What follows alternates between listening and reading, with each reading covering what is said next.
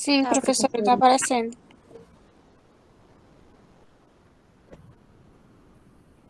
Então, essa é a parte 2 dessa nossa aula da transmissão adrenérgica, né? Continuando a história. Eu já nas respostinhas ali com vocês, já falei dos receptores. E o Fred, com certeza, falou de receptores para vocês, não falou?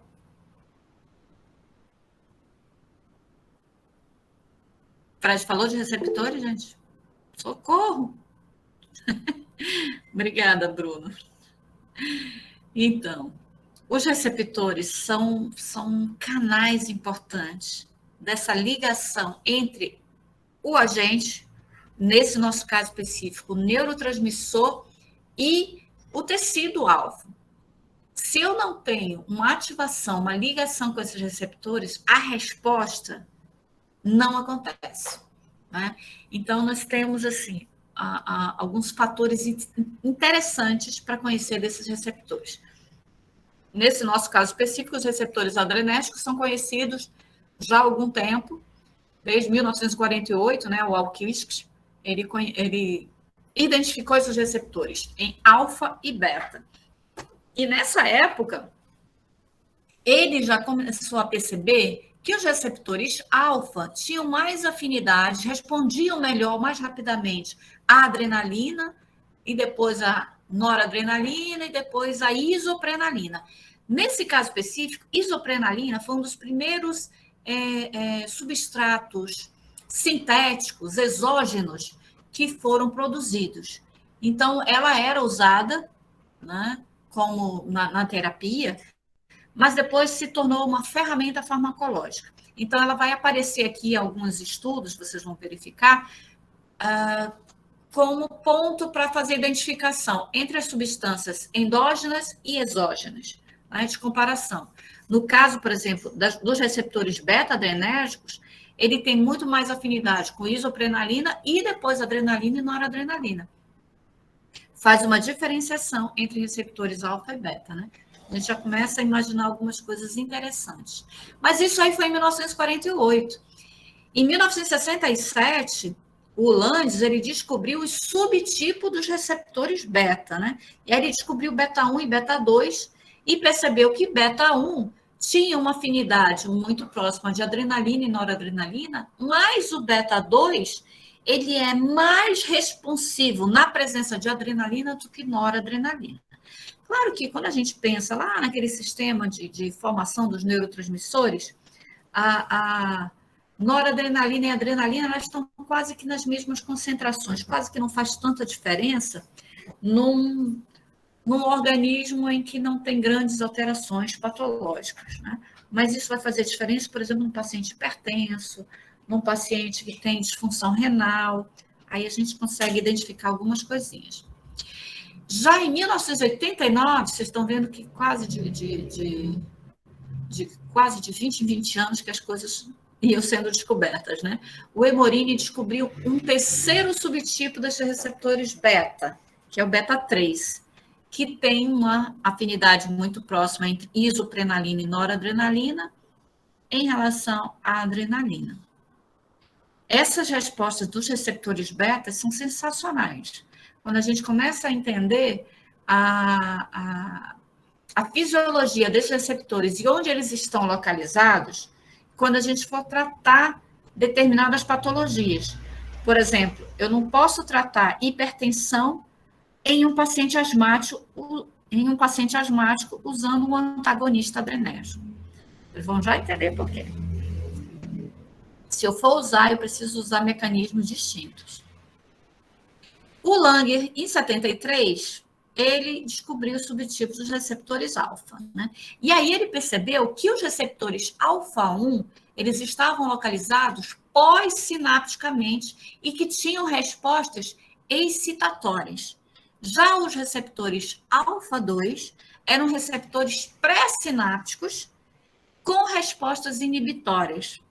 Com o tempo, isso ficou muito claro, porque esses receptores alfa-2, localizados pré-sinapticamente, eles eram ativados quando a concentração do neurotransmissor, da adrenalina, noradrenalina, na fenda sináptica, estava aumentado Esses receptores eram, então, ativados e o sistema de sinalização para liberação na fenda desses neurotransmissores era bloqueado.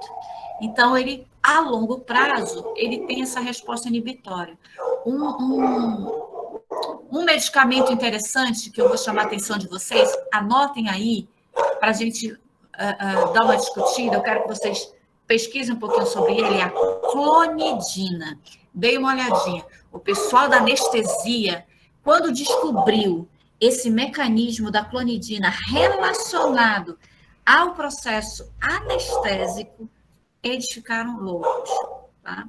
Eu, inclusive, fui co-orientadora de uma anestesiologista, desculpa, no nosso programa do mestrado profissional em cirurgia da Faculdade de Medicina, que ela trabalhou exclusivamente com clonidina nos pacientes dela. Resultados lindos, fantásticos mesmo. Mas eu não vou contar a história muito não, porque eu quero que vocês dêem uma olhadinha, tá? Anotem aí, clonidina.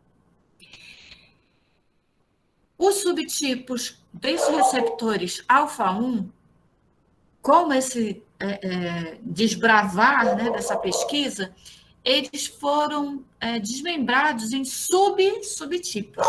Então, os receptores alfa-1, por exemplo, eles são alfa-1A, 1B, 1D, e estão distribuídos em lugares praticamente diferentes uns dos outros. Receptores alfa-1A, por exemplo, estão lá no coração, no fígado, no pulmão, no cerebelo. O alfa-1B está lá no rim, na aorta, na córtex cerebral. O alfa-1D está lá na próstata, na aorta, na córtex cerebral. Muito interessante. Esse subtipo alfa-1D, lá presente na próstata, tem uma coisa interessante quando se começou o tratamento de câncer de próstata. Então, alguns medicamentos que têm atuação nesses receptores, com maior afinidade a esse subtipo, apresentaram benefícios interessantes no tratamento do câncer de próstata, inclusive diminuindo o tumor, melhorando a eficácia tanto da cirurgia quanto, posteriormente, da quimioterapia nesses pacientes. Também é coisa para a gente ir desbravando aos pouquinhos, né? Olha só que legal, a gente já está apresentando um monte de coisa aqui para vocês, né? Os receptores alfa-2 também têm subtipos, né? Os receptores alfa-2A, alfa-2B, alfa-2C, também localizados em lugares distintos, né? O alfa-2A pré-sináptico, classicamente, né? Mas também lá em plaquetas e na medula vertebral. O alfa-2B lá no rim, no fígado. O alfa-2C no córtex cerebral. Um detalhe interessante em relação a esses receptores alfa. Esse subtipo 2A, ele se apresenta em quantidades muito maiores do que o dos outros subtipos. Por isso que parece que essa ação inibitória dele, pré-sinapticamente localizado, tem mais relevância do que essa presença nos outros tecidos, nos outros órgãos, né? Esse é um fator bem interessante em relação aos receptores alfa-2. Tudo bem? Aqui, só para resumir o que eu já acabei de falar, os receptores adrenérgicos são de dois tipos, alfa e beta adrenérgico. A potência deles está relacionada, né, à sua relação com os neurotransmissores prioritários, noradrenalina, adrenalina, e a comparação com a isoprenalina, que é um substrato exógeno sintético de comparação. E o subtipo desses receptores, receptores alfa, alfa-1, alfa-2, receptores beta, beta-1, beta-2, beta-3. Todos esses receptores adrenérgicos são do tipo acoplados à proteína G. Vocês conheceram esse tipo de receptor, né? É um receptor que ele tem mediadores secundários, né? E aí, quem são esses mediadores secundários? São enzimas, né? Os receptores alfa-1, por exemplo, eles estão acoplados à proteína G e à fosfolipase C. Normalmente, as suas ações estão relacionadas com a liberação dos íons cálcio intracelular. Já os receptores alfa-2, eles estão associados à proteína G e inibem a adenilato ciclase, que é indutora da migração e liberação de catecolaminas em fenda. Inibe a adenilato ciclase e perde essa ação lá dentro dos gânglios pré-sinápticos, cessa a estimulação da liberação. Já os receptores beta-adrenérgicos, eles estimulam a adenilato ciclase, estimulam essa presença de resposta simpatomimética, né?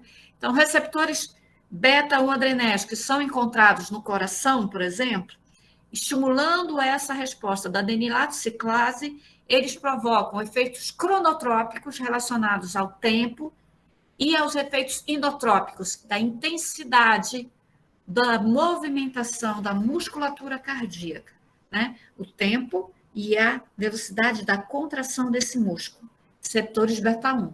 Já os receptores beta-2, eles vão relaxar a musculatura lisa. Está presente em muitos órgãos, mas essencialmente musculatura lisa do aparelho respiratório. Os brônquios, bronquíolos são carreados de receptores beta-2. Provocam esse relaxamento, um broncorrelaxamento.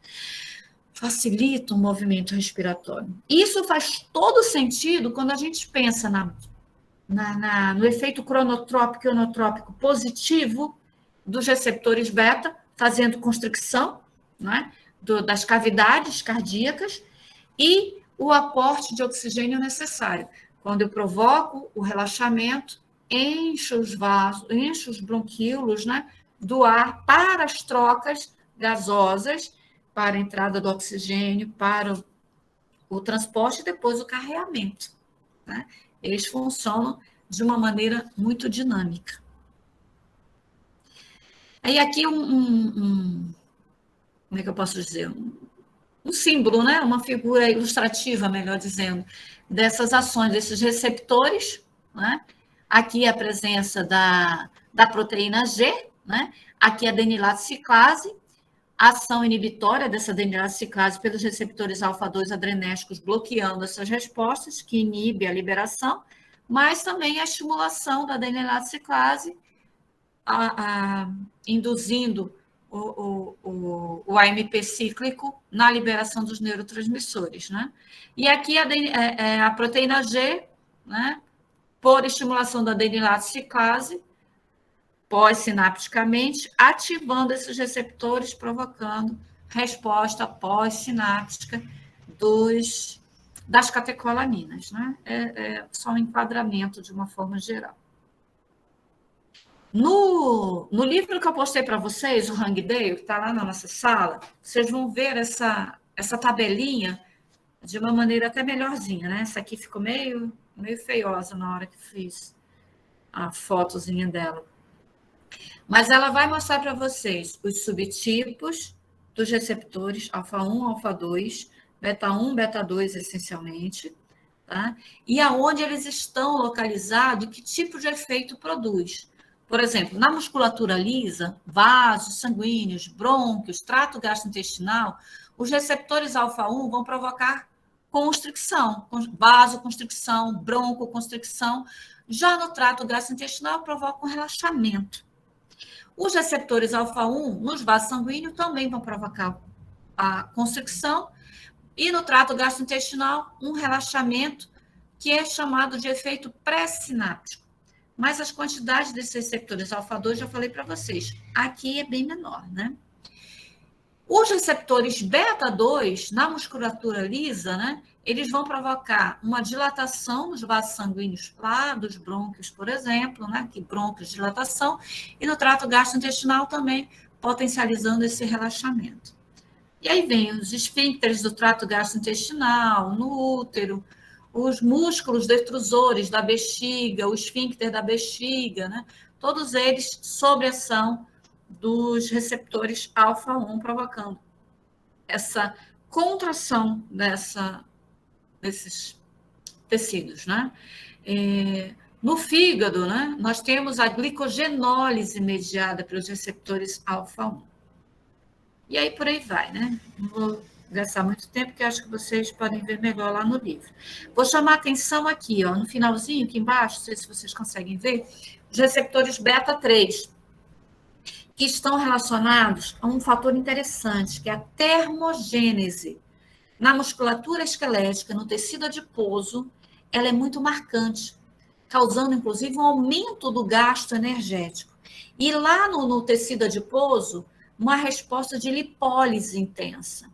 Então, os receptores beta-3 também estão relacionados com um gasto energético intensificado na musculatura esquelética e tecido adiposo, mas também na perda do tecido adiposo, dessa lipólise, na quebra, né, dos adipócitos ali presentes. Pode estar relacionado, por exemplo, à atividade física, né, perda de peso, mas também estão relacionados a algumas patologias que aumentam esse tipo de gasto, causando emagrecimento. Diabetes, em alguns indivíduos, ela provoca essa quebra intensa da atividade, né? De musculatura e de tecido adiposo, causando emagrecimento muito acelerado, que é patológico. Ok? Juro que eu não vou entediar muito vocês, não. Mas olha só esse esquema interessante relacionado a essas ações, tanto pré-ganglionares quanto na via dos receptores. Olha o cálcio aqui em cima, vocês estão vendo? O cálcio está aqui no meio extracelular, vagando, e encontra um canal, não é? Desencadeando um potencial, esse canal está fechado. E aí eu tenho um potencial de estimulação, de ação desse canal, que provoca uma abertura desse canal. O cálcio, presente no meio extracelular, ele migra para dentro desse gânglio pré-ganglionar, provocando uma estimulação nas vesículas, aqui, ó, nas vesículas armazenadoras do neurotransmissor. Aqui é noradrenalina. Essas vesículas migram para a superfície e, por exocitose, liberam o neurotransmissor aqui nesse espaço que a gente chama de fenda sináptica. Ora, essa fenda sináptica também está próxima ao tecido, e esse tecido está presente de receptores, né? Então, também tem receptores alfa e receptores beta-adrenérgicos. Esse neurotransmissor invade essa fenda e se liga a esses receptores, vai produzir resposta, dependendo do tipo de receptor e o local onde esse receptor esteja alocado. Pronto, perfeito. Produzida essa resposta, eu tenho o sistema de captação 1, né, que eu mencionei na aula passada, que faz com que todo neurotransmissor que tiver em excesso aqui nessa fenda sináptica, sem estar ligado, sem produzir potencial de possível ligação aos seus receptores, seja recaptado e rearmazenado nessas vesículas. É uma maneira de economia. Já falei para vocês, neurotransmissor é muito caro de ser produzido para o organismo. Então, nada pode ser perdido. Recapta esse neurotransmissor, né? Mas esse neurotransmissor também pode ser degradado. E aí eu tenho a MAL, como a gente já mencionou anteriormente, essa aqui localizada pré-sinapticamente, degrada o neurotransmissor. E a CONT, aqui localizada pós-ganglionarmente, também fazendo essa degradação. Os substratos, né, oriundos dessa degradação, eles também são recaptados e entram de novo lá naquela biossíntese da formação do neurotransmissor que vocês viram anteriormente. Uma outra coisa que acontece nesse sistema para diminuir, né, essa liberação do neurotransmissor na fenda, vem aqui em cima do receptor alfa-2. Lembra que eu falei para vocês que é um receptor inibitório? Esse excesso de neurotransmissor na fenda se liga a esse receptor pré-ganglionar. Essa ativação desse receptor estimula a queda de AMP cíclico, que vai causar uma inibição do canal, fechando esse canal e inibindo a entrada dos íons cálcio. Diminuindo essa entrada, a hiperpolarização que eu tinha anteriormente é cessada. Então, cessa também a liberação desse neurotransmissor nessa fenda. Pronto, fecha isso. De forma geral, né? Aqui eu tenho essa resposta dos receptores beta, aqueles que dependem da presença da adenilato ciclase. O agonista se liga a esse receptor, há um desacoplamento da proteína G, né, que ativa a subunidade alfa. Essa adenilato ciclase é, então, estimulada, né, e aí produz o AMP cíclico, que provoca um potencial de resposta com fosforilização e vai produzir respostas, tanto em adipócitos quanto em musculatura. Aqui é uma resposta nos adipócitos, provocando lipólise, por exemplo. Né? Na musculatura lisa, provocando relaxamento. Né? No coração, bloqueando o portão de entrada dos íons cálcio, né? Fazendo com que haja um retrocesso nessa resposta, provocando a contricção no coração. Nos receptores alfa, né? Vem de novo, o agonista se liga. Lembra os receptores alfa 1, que é a fosfolipase C, que está aqui como enzima mediadora secundária, né? A subunidade alfa lá da proteína G se desloca para ativar a fosfolipase, né? Que ativa o IP3, que estimula os íons cálcio lá no citossol, eles saem do citossol, estimula um novo potencial de ação, fosforilização ativa, induz a abertura dos íons cálcio, vasoconstricção. Nos receptores alfa-2, que aí já é adenilate ciclase, lembrem que o alfa-2 ele atua inibindo, né? Então, eu tenho, olha, uma nova subunidade da proteína G que vai inibir a fosforilização interna, fechando os canais de cálcio. Abre, então, canais de potássio, que vai fazer uma hiperpolarização de membrana, causando uma diminuição daquela resposta migratória das vesículas para liberar o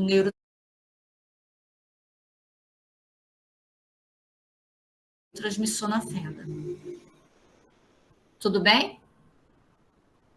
Eu vou só mostrar esse pedacinho aqui para vocês. Vocês já estão aí comigo? Tô aqui, professor. Tá tudo bem, gente, até agora? Tá tranquilo. Tá sim, professora. Deixa eu só mostrar essa partezinha, eu juro que eu vou deixar vocês dormirem, tá? Na sexta a gente conversa mais. A relação da estrutura da atividade. Eu não vou me prolongar, não. Mas é só para mostrar para vocês. Lembra que eu estava mencionando da MAL e da Conte? Esse grupamento, esse anel benzênico aqui, a gente costuma associar nas catecolaminas a um grupamento hidroxila, aliás, a dois. Quando existem esses dois grupamentos hidroxilas, a gente chama esse anel e esse grupamento hidroxila de grupo catecol. E essa cadeia lateral aqui, que é uma cadeia amina, olha só a aminazinha aqui no final, né? É a cadeia lateral amina. Por isso que o nome de adrenalina, noradrenalina, dopamina são catecol amina, né? Olha só que legal isso. Então, basicamente, a estrutura das catecolaminas e dos medicamentos que têm atuação agonistas e também os antagonistas, na boa parte deles, né? Nessa atuação de receptores alfa e beta, eles têm, em algum grau, uma similaridade com essa estrutura. E, consequentemente, a atividade vai decorrer a isso. Olha só o detalhe, né? Aqui eu estou mostrando a posição de dois grupamentos hidroxilas nesse anel benzênico. Aqui eu já transformei esse anel em um grupamento catecol. Esse grupamento catecol aqui, ele tem alta afinidade pela Conte. A Conte degrada. É aqui que a Conte atua. Ela quebra essas ligações e destrói essa estrutura. É esse ponto aqui onde trabalha a catecol ortometiltransferase, né? A enzima degradadora. Quando a estrutura se apresenta dessa forma, né? esse grupamento catecol com duas hidroxilas ligadas, né? O carbono nessa posição beta, né? E o carbono nessa posição alfa, com esses radicais, né? E o grupamento amina. Dessa forma, ela é uma substância que tem alta afinidade com os receptores alfa e beta. Quer dizer, ela atua nesses receptores de forma indistinta. Ela pode até preferir atuar primeiro em um do que o outro, mas no final a atividade dela vai ser nesses dois receptores. Quando eu tiro o grupamento hidroxila, tá vendo só que sumiram aqui, da posição 3 e 4? Tirei o grupamento hidroxila. A Conte perde atividade. Então, essa estrutura, ela fica mais firme, ela não sofre degradação. Ela é uma estrutura que tem um potencial de resposta terapêutico mais longo, porque ela não vai ser degradada. No entanto, só por eu ter tirado essas duas hidroxilas aqui desse grupamento catecol, eu perdi a afinidade que essa molécula aqui tinha aos receptores alfa e beta. Quer dizer, vai se ligar aos receptores, professora? Vai, gente, vai se ligar aos receptores, mas não com a mesma afinidade e potência que a outra substância que tinha dois grupamentos hidroxilas fazia. Olha só, a diferença que um grupamento hidroxila faz na vida de uma molécula, né? Muda completamente essa afinidade. Olha o exemplo disso. Substâncias que têm os dois grupamentos hidroxilas ligados ao anel benzênico, né? O grupamento catecol propriamente dito. Adrenalina, noradrenalina, isoprenalina. Claro que nós já vimos que existe uma afinidade maior dependendo do tipo de receptor, né? Mas todas as duas têm uma afinidade maior de receptores alfa e beta-adrenérgicos. E é degradado pela Conte. Ok. Mas eu peguei substâncias exógenas, produzi em laboratório, a efedrina, a fenilefrina e o salbutamol. Efedrina e fenilefrina, inclusive, são usados nesses medicamentos antigripais. Elas têm um potencial vasoconstrictor para desentupir nariz, que é uma beleza, né? Então, a gente tem muito elas aí por aí. Né? E elas têm essas características. Olha só, a fenilefrina não tem os dois grupamentos hidroxilas. A fenilefrina só tem um grupamento hidroxila. Já o salbutamol, ele tem um grupamento hidroxila, mas ele mudou o segundo grupamento, não é mais somente a hidroxila, né? Virou um outro grupamento aqui presente. Então, salbutamol é muito utilizado para distúrbios respiratórios, né? Quem já teve asma, por exemplo, já ouviu falar de salbutamol, já usou bombinha de salbutamol, já fez muita inalação de salbutamol. É um excelente broncodilatador, alivia as vias respiratórias, né, mais profundas, brônquios, bronquíolos, dá um alívio fantástico.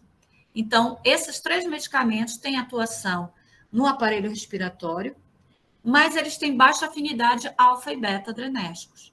Ué, professora, mas como é que eles vão ajudar? Eles têm um potencial de resposta, e aí eu vou ter que falar com vocês daqui a pouco, né? Não hoje, obviamente, sobre a farmacocinética desses fármacos e sobre o mecanismo de ação propriamente dito desses fármacos, para vocês entenderem como eles funcionam nos brônquios e nas vias aéreas superiores, como é o caso da efedrina e fenilefrina, ok? Detalhe importante, não sofrem degradação pela Conte. Então, efedrina, fenilefrina e salbutamol vão passar mais tempo circulando pelo organismo do que noradrenalina, adrenalina e isoprenalina. Olha que coisa de doido, né? Mas isso vai ser uma facilitação, dependendo da condição do meu paciente. E isso aí pode trazer alguns benefícios importantes. Vou parando por aqui, porque já vai dar 10 horas. Né? Daqui a pouco vocês surtam comigo. Né? E eu vou pedir para vocês fazer o levantamento lá da clonidina, que eu pedi, né? E deem uma lidazinha nos agonistas adrenérgicos para a aula de sexta-feira. Nós vamos ver agonistas e antagonistas adrenérgicos já na sexta-feira, que é bem legal já de fazer essa comparação.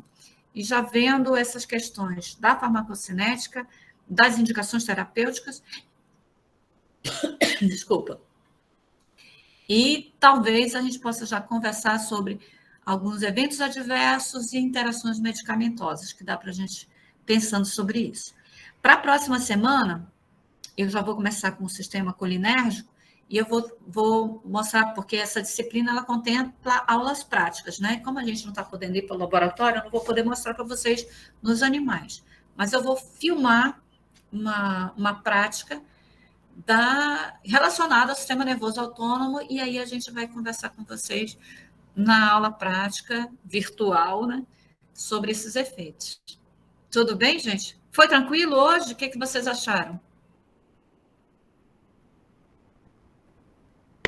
Tudo bem, professora. Falei demais? Cansei vocês? Professora, ser sincero, eu achei que foi tranquilo, só que minha cabeça, assim, ela deu uma explodida, assim, de conteúdo, mas acho que eu consigo lidar. Marcos, não vou te enganar não, amigo, tem bastante coisa para ler. Dá uma olhadinha no Hangdale que eu postei na sala, que vai ajudar um pouquinho, dá uma lida na transmissão adrenérgica. E aí ele já vem falando dos agonistas e antagonistas, já vai ajudar. Não é fácil não, gente, realmente vai ter bastante coisa, não vou enganar vocês não. Mas eu prometo que eu não vou ser carrasca não, viu?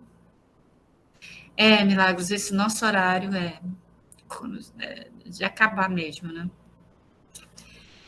Mas qualquer coisa que estiver ficando difícil, não estiver dando para entender, vão me falando aí, tá bom? Eu fico à disposição de vocês aí para a gente ir melhorando essa nossa comunicação. Tudo bem? Alguma pergunta para hoje?